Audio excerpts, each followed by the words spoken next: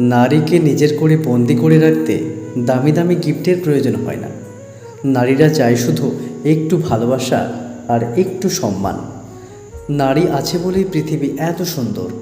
নারীদেরকে যারা অসম্মান করে তারা প্রকৃত মনুষ্যত্বযুক্ত মানুষ হতে পারে না। নারী ঈশ্বরের তৈরি এক অদ্ভুত রচনা। পরিস্থিতি যেমনই হোক না কেন এরা সবটাকে সামাল দিতে পারে। পরিস্থিতি যেমনই হোক না কেন এরা সবটাকেই মেনে নিতে পারে। নারীদের জীবনটা বড়ই কঠিন।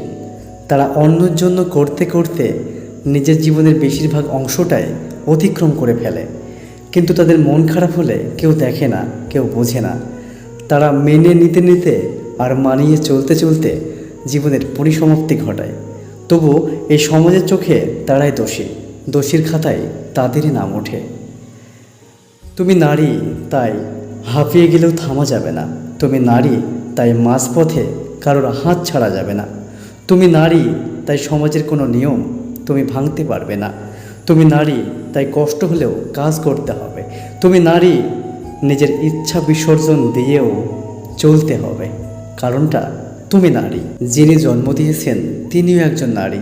যাকে ভালোবাসবো তিনিও একজন নারী। যাকে জীবনসঙ্গী বানাবো তিনিও একজন নারী।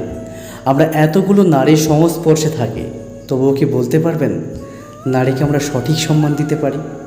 আমার মনে হয় না। সমাজে এমন কথা প্রচলিত আছে যে নারী কর্মে অলস।